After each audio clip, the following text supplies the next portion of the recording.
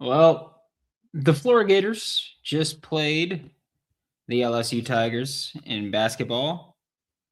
And I've got to be honest with you, they just went one thing all game long. BTA. The Florida Gators against the LSU Tigers. Just an absolute whooping. Let's talk about it here on Locked On Gators.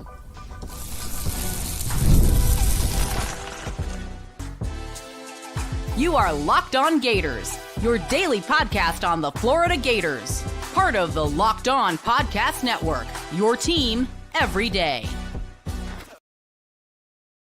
Hello and welcome back to another episode of Locked On Gators, part of the Locked On Podcast Network, your team every day. Thanks for Locked On Gators, your first listen of the day every day. We are available daily and free wherever the podcast and on YouTube. I am Brandon Olsen, your host, lifelong Florida Gators fan.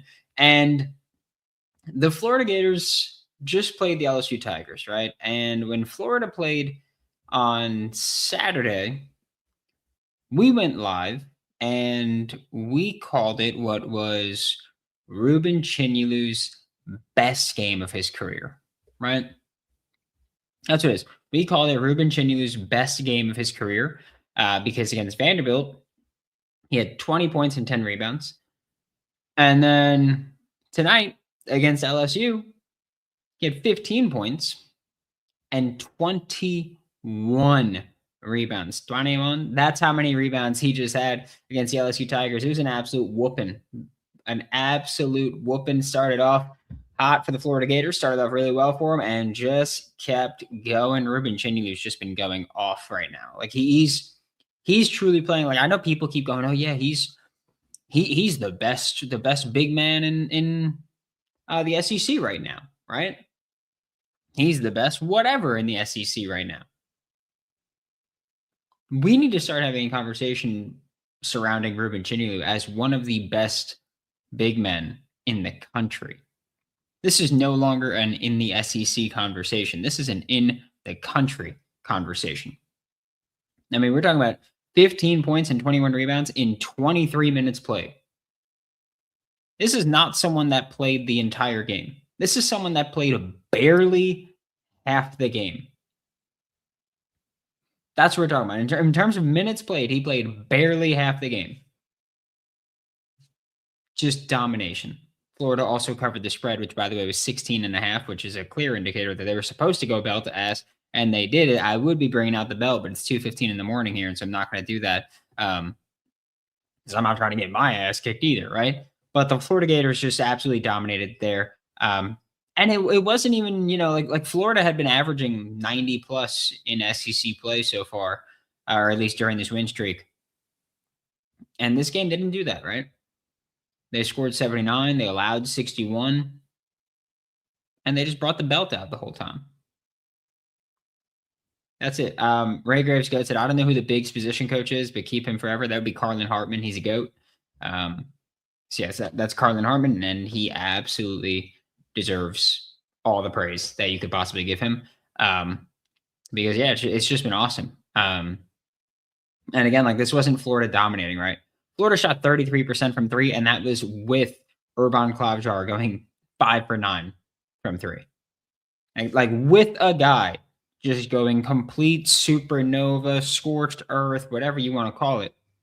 You shot 9 for 27 as a team, which means without him, you shot 4 for 18.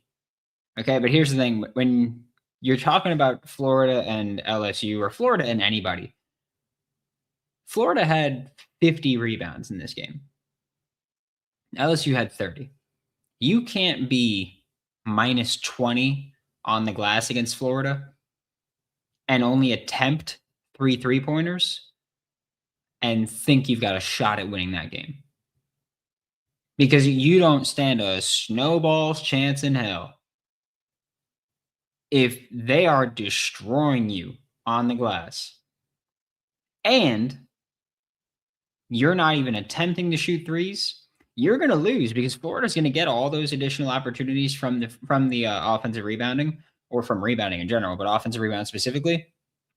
Florida's going to get all those opportunities, and then Florida's going to go ahead and they're going to shoot threes. Like, they're going to miss threes plenty, right? That's I don't think anybody is expecting them to just be like, oh yeah, we're gonna be perfect, by the way, the entire time. But getting those offensive rebounds kind of allows you to do that, and that's kind of been the way that Florida has been able to approach everything this season, right? And again, this is like Boogie Flan did not shoot well. Thomas Houck did not shoot well. Xavier Lee shot fine. 3 for 7 is not something I'm going to throw a fit about, right? Because then at that point, you're one shot away from being over 50%. And so I'm not going to throw a fit about that. Alex Condon shot 3 for 9. That means between Condon, Houck, and Boogie Flan, they shot what? A combined 9 for 31. Not great, right? But again, you destroyed on the glass. And also we can acknowledge, you're not getting all those shot attempts if you don't destroy on the glass. Florida had 24 offensive rebounds in this game. Micah Handlockton had 5. Isaiah Brown had 4, which, by the way, it's also insane to watch Isaiah Brown come. He stole a rebound, I think, from Chinulu during this game, where he just flies in. It's insane. He runs in on the glass with just reckless abandon. It's nuts. And I love it. Just want to throw that. I think it's awesome. But Florida, not an awesome game overall, but you still went belt, partially because you play great defense. Ruben Chinulu went off. Urban Klobjar went off. Everyone else played kind of fine. Right? Isaiah Brown and Micah Handlockton gave you work on the glass, and they were very helpful for you in that way. But outside of that, there wasn't anything, nuts happening. There wasn't anything that was like, all right, like they're destroying here. It was just them just being better than people. That's all it was. It was just them being better than whoever else they were playing against, and just being the Florida Gators, which, by the way, we're going to be talking about them making more of a run than I think a lot of people anticipated. We'll start talking about it when we get back with Locked On Gators. There is nothing like college sports, right? I mean, you got tailgates, you've got packed stadiums, you got being right there in the middle of it all. Energy, bands, the moments that you will remember forever. But actually getting tickets for that has become a very frustrating part for a lot of fans, myself included, right?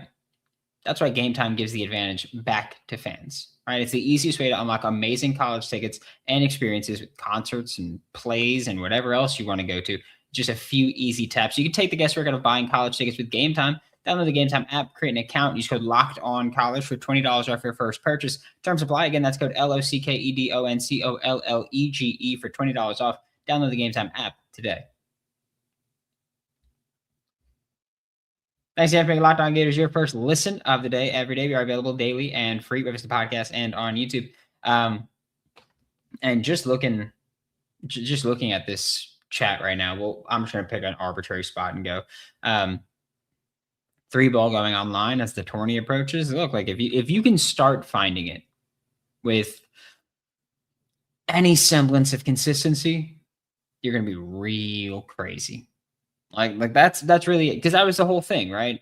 Earlier in the year when Florida was losing a bunch of games, which, by the way, they were losing games close, and we spoke about that a lot. Like the UConn game, the Duke game, even the Arizona game, like almost all of your losses other than the TCU game were close losses to pretty good teams, right?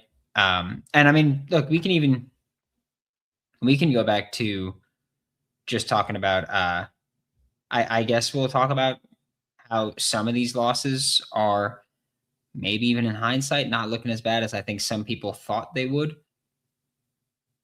All right, 29% at 3 feels like an improvement from the others. It absolutely is. Florida at one point was shooting like 22% from 3. But I think there were people that when Florida lost to open the season, when Florida lost to Arizona, I think there were people that were like, oh, that sucks because, Arizona is like a top 10, top 12 team. They're number 1 right now. I remember the live chat. People were not happy. They're number 1 in the country. You lost to UConn. They're number 2 in the country. Okay. Like, I think that we got to stop doing this whole thing of just like, oh, well, this is what teams were last year. This is what we are this year. Things change. Things are different, right? In Florida, looking like they're getting a little bit back on track compared to what we saw last year from this team. Looking like they're getting back into form. Honestly, the thing that I'm thinking about now is that I hope it's not happening too early. That's where I'm at. It's just like they're playing elite high level basketball right now. And so my hope is that it's not happening a bit too early. So I will say that that's the only real pause that I'll have. But outside of that, screw it, baby. Gators are back. All right, the Florida Gators are back. Like, again, I think for me, the defense is what's really insane to just see here. Because again, like even those early losses earlier in the season, it was always, hey, if we shoot not 22% or whatever the team was shooting from 3 in this game, we win. That's what it was for a while. It was, hey, yeah, we lost. We shot 3 for 19 from the 3-point line. Turns out you're going to lose games when you do that, right? But outside of that, this team was not turning the ball over excessively, playing generally good defense, rebounding at just exceptional level. I'm pretty sure the broadcast said that Florida would average like 16 offensive rebounds per game this season, or Florida was averaging like 16 offensive rebounds per game this season, and that was first in the country. And today they had 24. Ruben Chinyelu on his own had 11 more offensive rebounds than defensive rebounds in this one. 15 points, 21 rebounds. And just think, if he had gone perfect from the free throw line again, like he did against Vanderbilt, he would have had 20 and 21 in 24 minutes played. Sorry, I said 23, the unforgivable mistake before. 24 minutes played. Chinyelu is just a monster. That's it. Like, he is just the driving force right there. And I know we talked about it really the past few games with Chinyelu, but the way at which he has just progressed is insane to see. It's really incredible to watch, from just what he was last year to what he is now, but what he was when he got to Gainesville to what he is now is just outrageous. That kind of development, it's just incredible to see. Ruben Chinyelu has really taken another big step. Honestly, this year is the bigger step than he had last year. He got a lot better going from the prior season to last year. He's completely different right now, and he's just hooping right now. Like, he's just balling out right now. It's awesome to watch, right? Isaiah and Urban have been picking up Boogie and Lee slack. That's like, look, Boogie shot 4 for 11. That's not great, but if that's going to be your new off night, I'm good with that. Like, if your new off night is 4 for 11, I'm good with it. I am.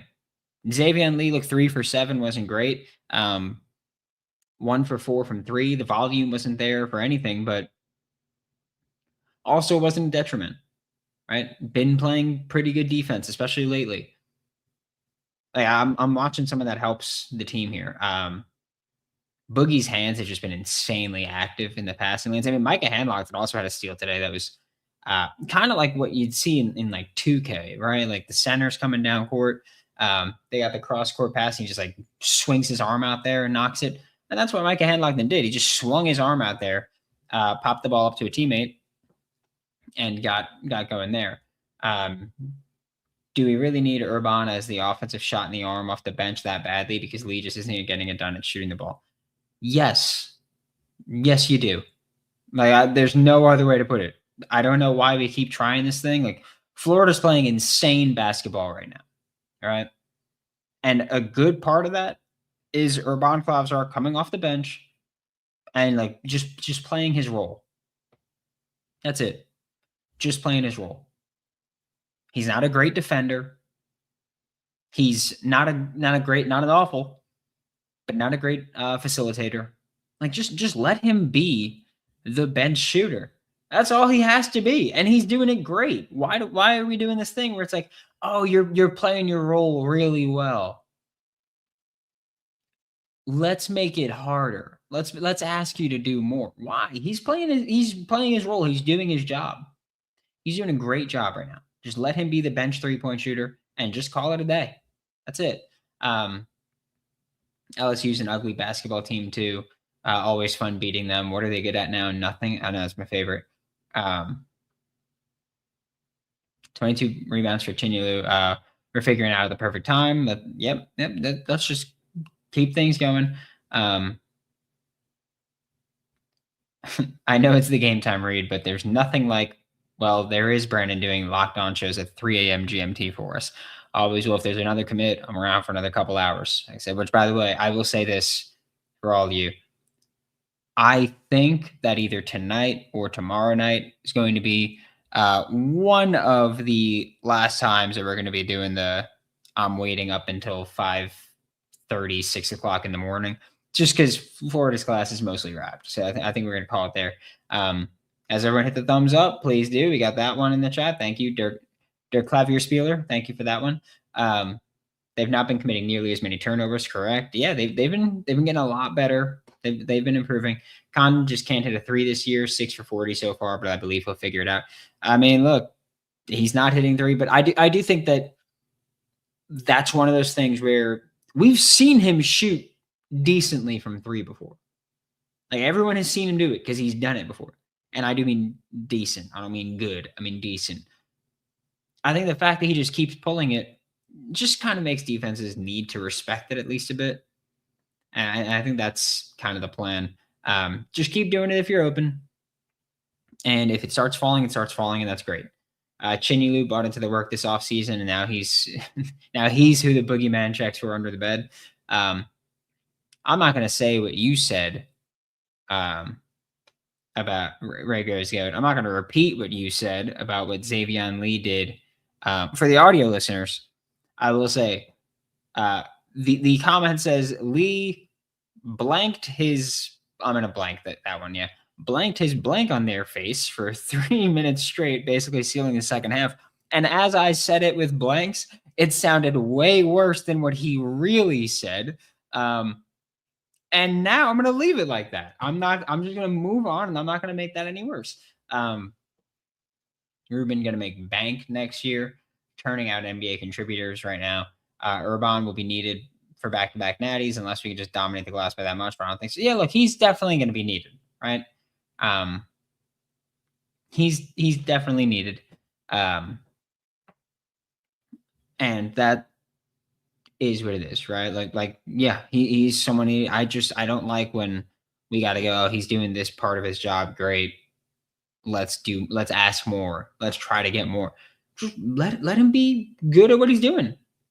That's it. Like, every team has their role, or every player has their role on a team.